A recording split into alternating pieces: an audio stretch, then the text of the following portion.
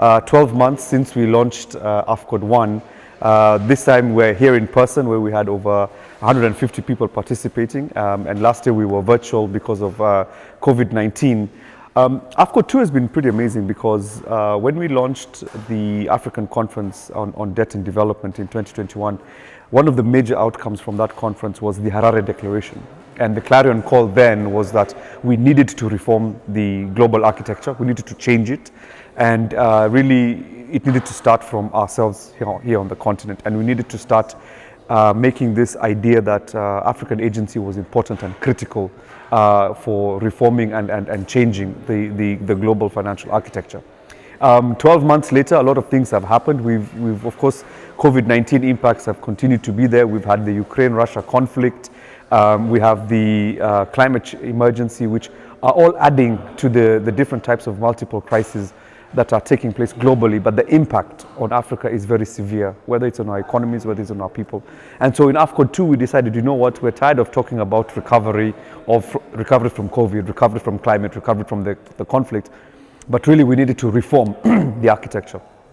And so this is something that formed part of the theme of the conference this year, and using the elements from the Harare Declaration, the outcome document from the first AFCoDD last year, around an accountability mechanism, around advancing the African financial architecture as in the Abuja Treaty, and really just debunking this neoliberal paradigm under which we have been pursuing our growth and development agenda, which has not worked in the African context. I was just talking to a few people here that saying, by the time we're coming to Malawi a few weeks ago, the number of African countries that have now written to the International Monetary Fund seeking assistance due to the deep impacts of the conflict, of COVID, and so on, is just another reminder that the global order is not working for Africa and for African citizens. So therefore, in AFCoDD 2, the idea really is to come up with a new idea, a different model. And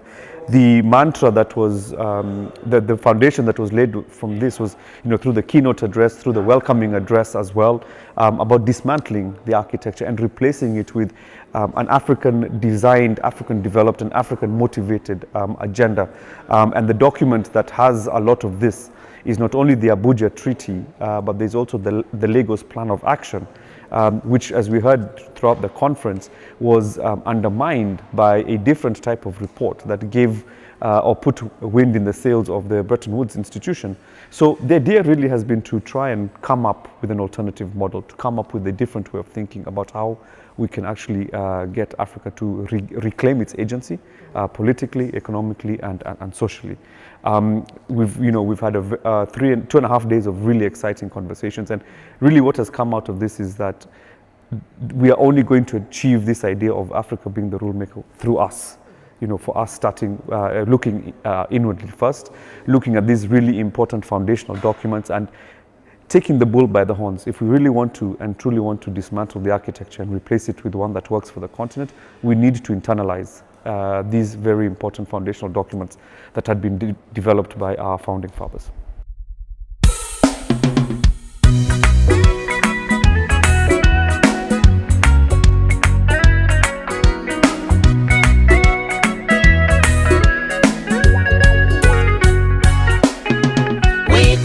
Policies and practices that put people first.